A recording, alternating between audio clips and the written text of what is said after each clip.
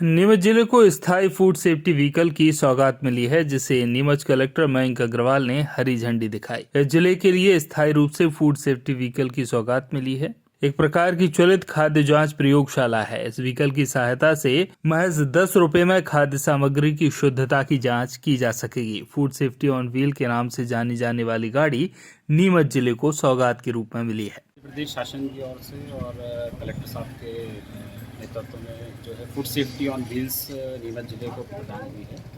इसका मुख्य उद्देश्य ये है कि आम उपभोक्ता और जो छोटे खाद्य कारोबार करता है उन लोगों को भी अगर अपने यहाँ पे, क्योंकि वो लोग जनरली मैन्युफैक्चरर्स नहीं हैं, वो लोग रिटेलर हैं और किसी भी मैन्युफैक्चरिंग यूनिट से कोई माल खरीदते हैं और अगर उसकी भी उनको त्वरित जांच कराना है तो इसमें 10 रुपये का शुल्क दे के उनको चालान की रसीद दी जाती है। और उसके बाद में उन खाद्य पदार्थों का प्राथमिक रूप में तो जो है ये ज्ञात हो सकता है कि ये मिलावटी है अथवा अच्छी क्वालिटी का है। तो लोगों में इसका प्रमुख रूप से जो उद्देश्य है वो अवेयरनेस क्रिएट करना है। इसके अंदर दूध और आपके जो कलर वाले जितने भी प्रोडक्ट्स हो गए, हल्दी, मिर्ची, धनिया, कोल्ड ड्रिंक्स हो गए, इन सब की जांच इसके अंदर हो सकती है। हालांकि इसकी कुछ लिमिटेशन भी हैं, लेकिन मेजर जितने भी जो सामान्यतः खाद्य पदार्थ कंज्यूम किए जाते हैं उन सभी की जांच जो है इसके अंदर की जा सकती है। और इसका कतई उद्देश्य नहीं है कि किसी भी व्यक्ति के ऊपर कोई प्रकरण बनाना या किसी प्रकार का कोई किसी प्रकार से कोई हरेसमेंट अगर किसी को लग रहा है तो वो किसी भी प्रकार से नहीं होगा।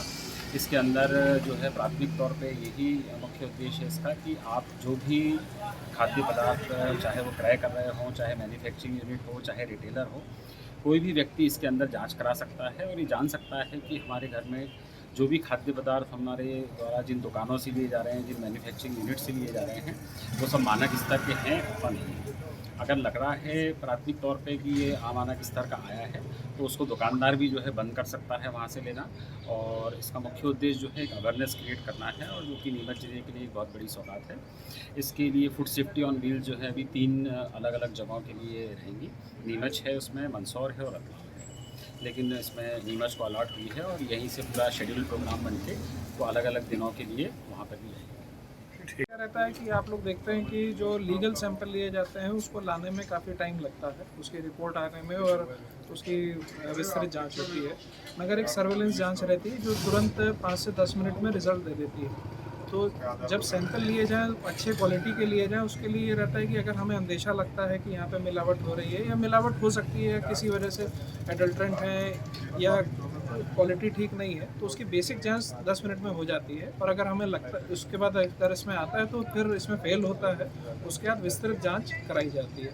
तो जितना ज़्यादा सर्वेलेंस अच्छा होगा उतनी लीगल जांच हमारी पक्की आएंगी, क्योंकि कई बार आप रैंडमली उठाएंगे, आँख से तो समझ में आता है, और जब सर्वेलेंस वाला सैंपल जाता है तो उसकी क्वालिटी अच्छी आती है लीगल सैंपल में। तो एक तो 2 चीज़ें, एक तो लीगल सैंपल की क्वालिटी ठीक करने का काम है, और दूसरा जनता में भी कई बार अवेयरनेस की कमी की वजह से कोई ख़राब अपना सड़ गया मटेरियल, दूध पुराना हो गया या इस तरीके की चीज़ें रहती हैं, कुछ हमें भी जानकारी नहीं रहती, क्योंकि काफ़ी सारे तो लोग व्यापारी होते हैं, उनको ये पता नहीं रहता कहाँ से मटेरियल आ रहा है, वो सही भी है या नहीं है।